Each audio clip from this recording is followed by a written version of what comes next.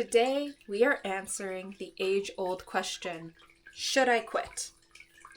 Maybe this is your job. Maybe this is a lifestyle change that you've been trying out. Maybe this is a relationship that you're not entirely sure if this is just a rough spot or kind of the end. When it comes to quitting, we can experience a lot of reasons why we don't want to make that choice. We don't want to miss out on a potential opportunity. We feel like we've invested in something and therefore we should just stay committed to it. Or we end up with all these mental stories about how if we quit, we're going to disappoint someone else or hurt someone else or let other people down. And it can be so difficult to discern whether wanting to quit is actually something that is good for us and we should do it, if it's because we're scared or uncomfortable with the processes of change that we're stepping into, or if it is just run-of-the-mill uncertainty. There's a lot of different factors here. Now, real quick, before we go into answering these questions, my name is Danielle. My mission is to help people deepen their connections to self, to others, and to the environment. And I open with this because when we have a deep connection to ourselves, answering these questions becomes a lot easier.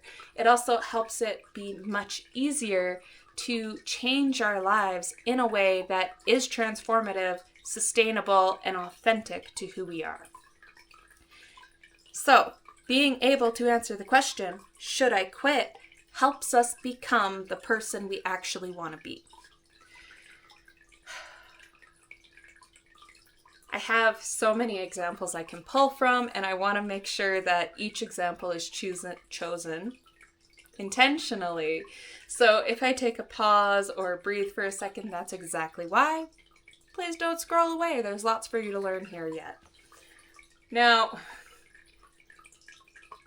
there are times where we do need to quit. There are times where a situation or a partnership is not bringing out the best in us. Perhaps it's adding too much stress and it's not actually offering us what we had hoped to receive. Perhaps, it's a perfectly fine thing, but you just know on some level it doesn't jive with who you are. It can also be that you were promised a lot at the start of this decision, but as you've moved forward into this process, you realize, no, this is actually a really extractive, hierarchical setup, and I'm the one who's going to be losing out. I can already feel that. We need to be able to trust those gut instincts. Absolutely. We need to be able to pay attention to the situations and relationships that are going to try and create these mental stories about why quitting is the wrong choice. And we need to be able to see and hear those stories separately from seeing and feeling and hearing what our body is trying to tell us. On the other hand, there are also times where we're doing something, it's a values-aligned choice. We know what we want to achieve out of it. We know we're excited to move forward. And we hit a lull, we hit a major challenge, we are in a period of uncertainty, we're not sure if there's going to be that payoff that we hoped for. And to quit in that scenario, to not see it through, to not let yourself expand in that situation, is actually just keeping you from harvesting what you've been pouring into, from claiming your harvest. How do we actually know what the difference is between these two things? That is the question we are going to answer today.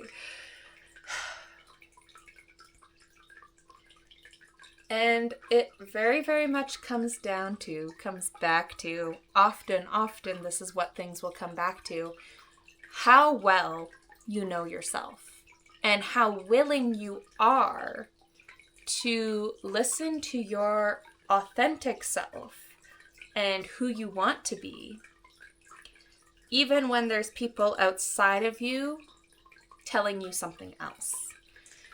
Let's talk a little bit about this piece, right? Because I know I'm not the first person to say things like this, but when you go and you ask someone else for advice, they can only really answer you from their own perspective, from their own values, or from what they would do in that situation. And we can still appreciate another person's insight, and maybe we have some really good friends out there who know to ask us certain questions to actually bring out that discernment. But at the end of the day, you are the one who has to make this choice. You are the one who has to know who you want to be. What kind of person do you want to die as? Not to be dramatic, but what kind of person do you want to grow into? And to grow into that person, what kind of choices do you actually need to make today? And if you want to be someone who listens to your intuition, are you actually giving yourself space to answer these questions from a grounded place? Or are you trying to figure them out logically, based on the stories you're telling yourself or the stories that other people are telling you?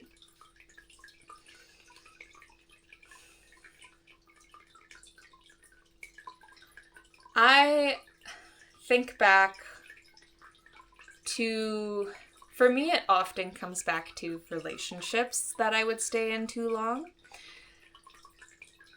There were many instances where why I chose to stay in certain relationships had nothing to do with my own sense of fulfillment. Because, of course, if I was already fulfilled in those relationships, I probably wouldn't have been asking if I want to leave it. And the reason why I stayed longer in one instance was because I convinced myself that if I were to end that partnership, it would hurt the other person too much. And so instead, I chose to stay in cycles that were constantly draining me. In another instance, the reason I chose to stay longer than perhaps I should have was because I was telling myself these stories that they would change as a person. They would become the kind of person who would give me the sense of safety that I wanted. And I want to really stress the fact that these were my stories. These were not stories being fed to me by these people. At least not fully and intentionally, not to the extent that I wove them into a little trap in my head, right? Our minds are so powerful, and they are so convincing, but our minds also have the capacity to lie, or to create these magical scenarios where factors come into play that don't actually exist in the physical reality that we're in. Like, in my head, I was telling myself, oh, they're going to realize this, even though I'd seen patterns of time and time again of them doing the same thing over and over and over, and showing me they didn't particularly care how it affected my well-being. I was the one creating this hypothetical situation where something would magically change. We have more power over our thoughts than we realize. And grounding this conversation in that is going to help you make your decision, because I really want you to pay attention to what are the thoughts around this question telling you. If it's a job, what are the actual measurable benefits of staying versus leaving? Why are you asking yourself this question in the first place? Is it an unhealthy work environment? Are you not getting paid enough? Are you actively looking elsewhere and you're finding better options? Let those real factors take control, but anything that's driven by fear or anxiety, we need to bring awareness to how much weight we're giving that fear or anxiety when we're asking this question. And if you're doing this from the mental writing your list process, when those things exist, you can also include a, percentage level of likelihood just made up, right? And include the crazy stories in there too. Like, oh, if I quit my job tomorrow, well, then when the building gets crushed by Superman, at least I'm not working there anymore, so it's fine. 0% likelihood, but you put it on there, right? Have fun with it. The practice, though, is to really, really bring awareness to what your thoughts are telling you is real. And then once you know what your thoughts are saying, actually bringing awareness to what do you know is real of those thoughts. The next step is, yes, our mental realms, when we're asking, should I quit, are super important to pay attention to. But not every answer is going to be logical. When I was in high school, I quit playing basketball in grade 12. And before that, I'd been playing for off and on 7 years. I was not a star athlete by any means, but I was decent. And there was a lot of family support, school support for me to continue playing. When I decided to quit, I created a lot of stories in my head that I was going to get a lot of people telling me, no, you can't do that. No, you can't make this choice for yourself. And I spent a long time before quitting preparing arguments to all those hypothetical situations. But when I actually quit, I didn't run into any of those arguments. Everybody respected my choice, which I was very, very grateful for. And it really showed me that what is going on in my head is not the reality necessarily. The other side of this is why I chose to quit. And this is where we need to bring an actual body awareness to ourselves. I chose to quit because in grade 12, that was like 10 years ago now. But at this time of my life, I was exhausted and I had other priorities. I was also in band. I also had a heavy course load. I had all these goals and other things I wanted to do. And frankly, I was just tired. And for me, basketball was the thing to go because it did not fill me up or bring me the same level of joy as a lot of my other commitments did. I needed to be able to discern where I was feeling fulfilled and where I wasn't. And I could only do that by paying attention to what actually worked for me. Not what worked for my brother when he was in high school, not what would work for my mom, not what would work for my coach, but what worked for me. I had to pay attention to my body.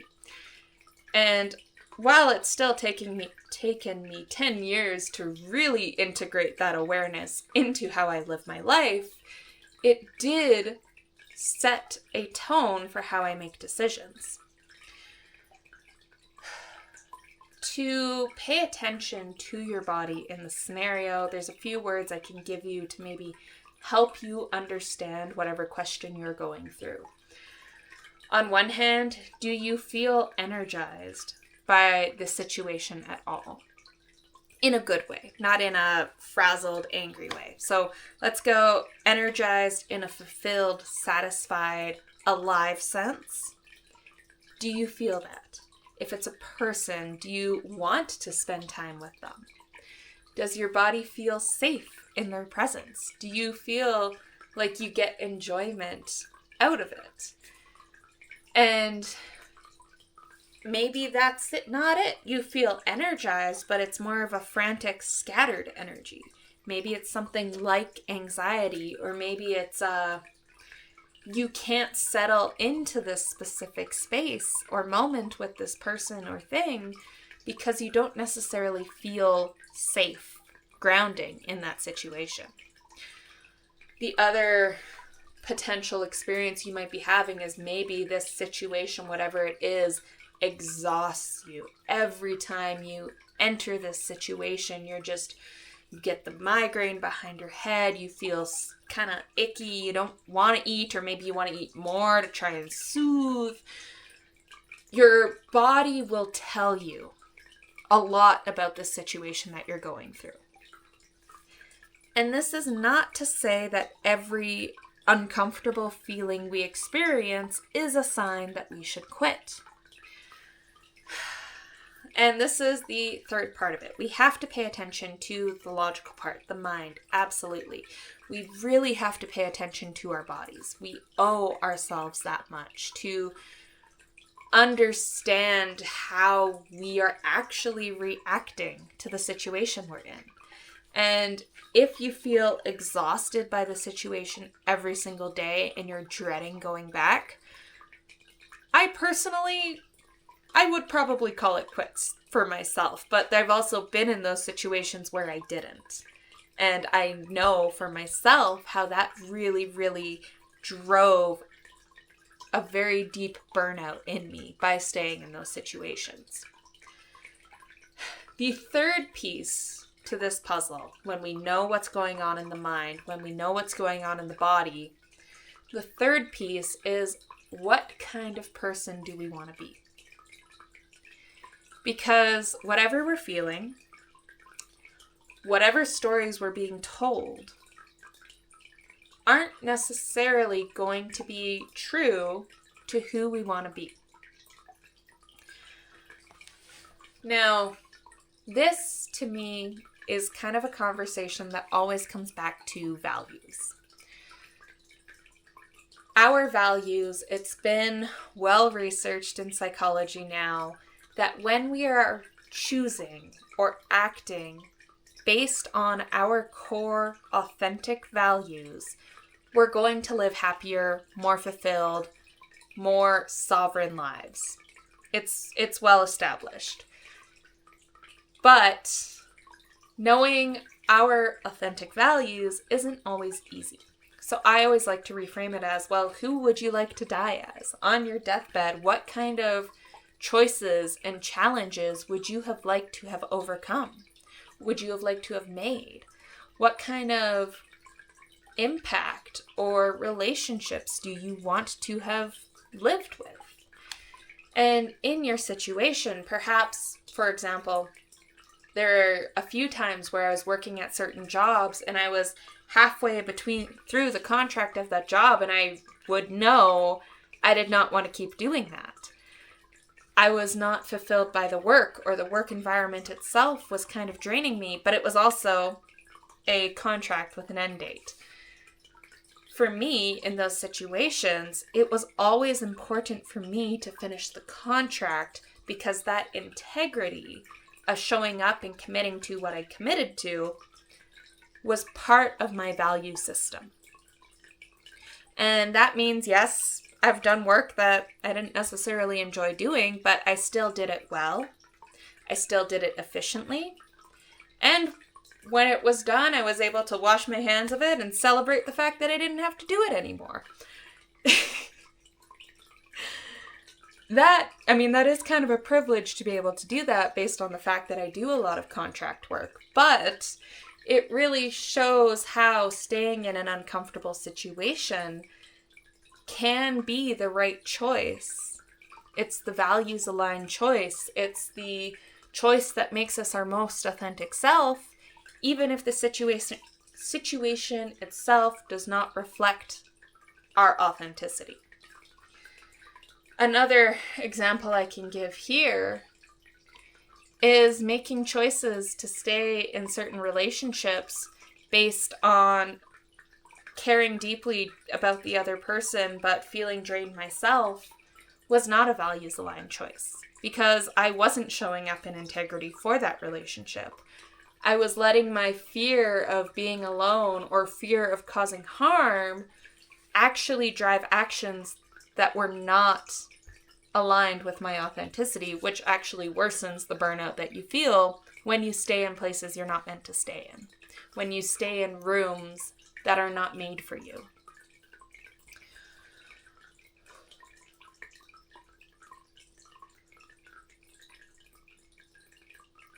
So when we're talking about our values and what the values-aligned choice is when you're doing something, when you're questioning if you should quit, I want to actually loop in a concept that I only just heard today. It's a geometric concept, but it's also something that's practically applied in things like astrology. And I was finding this concept, this idea was actually something that I've been living with over the past month or so. Now, every time we choose to set an intention, to make a change, we're going to reach a point, and in most cases, this point will come time and time again, but we're going to reach that first point where all of the tension and all of the force of this angle, of this point, is either going to make it and make it stronger and make us more committed, or it's going to break and it's going to fall apart and it's not something we're going to stick with. In astrology, this is called a square. The angle is the 90-degree angle. In geometry, if something can't hold at that point, it will break. But if it can, it shows how strong it is. I may have butchered that concept, so if you're someone who knows, let me know in the comments and correct me. But I bring this up because I think about the fact that I recently did my first cohort of a practice in being. I think about that, and I think about how one night I decided, okay, I'm going to take this idea that I've had percolating in my head. I'm going to spend the next week marketing the hell out of it to try and get people to sign up. And then I'm going to commit to 4 weeks of hour-long workshops to talk about change in this really embodied, iterative, and human way. And it was such an amazing experience, but I remember getting to that square point mentally, I think maybe halfway through that week of marketing, or maybe it was leading up to my first actual session that I had, where I was like, am I actually going to do this? Am I going to stay committed? Is this something that I want to see grow? And when we're making a change in our lives, because yes, you're asking yourself, should I quit? And maybe you should in your specific scenario, but maybe you shouldn't. Maybe you're trying to do something fantastic for yourself and you're at this square point and you're wondering, should I keep going or should I stop?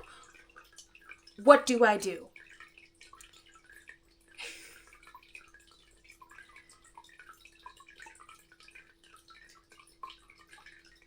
At this point, I can give you the tools about the mental stories, feeling into your body, the importance of values, but at this point, it's important to also give yourself grace for the fact that this kind of stress, this make or break moment is built into change and transformation as a concept.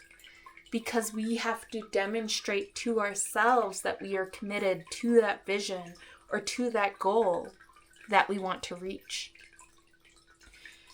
In this specific environment of change, when we're talking about values specifically, but also the vision, the goal of what we're going towards,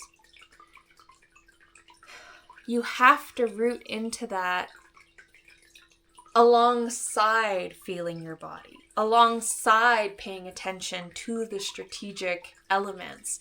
And this is why change is complex, and that's why I do what I do, to help people move through these changes individually and collectively, to help us transition and transform through these squares, through these opposition points, so that we can actually be stronger and make the changes that we want to see. This is part of the process. And if you're in a situation like I was with the practice in being, where I wanted to see how it would commit, I had this vision, I needed to know how it was going to land into reality. And I needed to be detached enough from that to let it be its own thing, to let it grow in its own way. Then I invite you to make sure you're taking the time to ground and to let your mental stories support you in staying committed to your vision.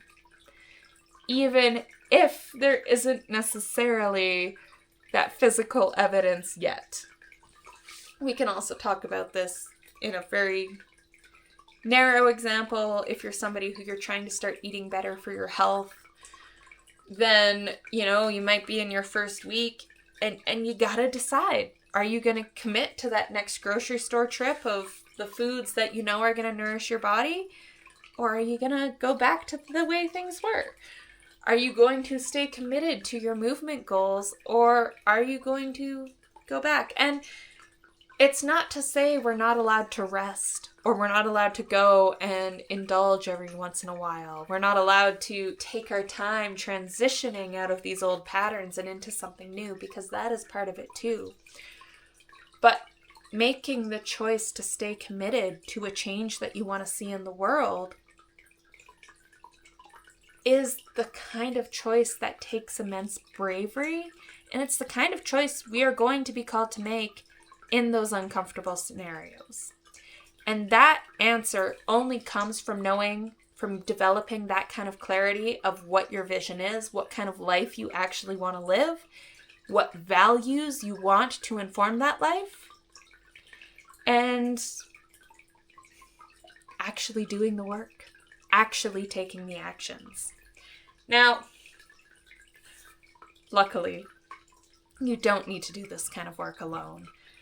I have my value identification and exploration workbook. If you're trying to implement some kind of change and you need this values clarity, it is a wonderful resource that you can go back to time and time again to find that clarity as you grow and change and evolve on your journey. It's in the show notes below. Check it out if you're interested. Honestly, it's something I return to myself because my values have been changing constantly as I've grown and changed too. The other factor, if you want to talk more about change in this way, this real, visceral, embodied way, then I invite you to join me for a practice in being. The waitlist is in the show notes below, and it is an opportunity to, again, talk more about these mental aspects and these blocks and these barriers, talk more about the emotional reasons why we might stop pursuing a change that we know is needed. Why might we stop? We need to look at the emotions behind that. But also to really ground into that, what does it take to act and what can we expect it to look like? If you want that kind of depth and awareness, then go sign up for a practice in being, the waitlist. And I think I'm just turning that into a video course that you can go to asynchronously when you're called. So go sign up for that waitlist. And if you want to hear more of this kind of nitty-gritty of change, that's when you like and subscribe this video. Join me next week. Every week I release a new video talking about something like this or sharing tools for leadership development, for embodied change management. So subscribe if you want to see more of that. I would love to hear your insights and comments below. Let me know if you've decided whether you should quit or not. I'm curious. You don't have to tell me what it's for. Just let me know in the comments. And let's make your story a vibrant one.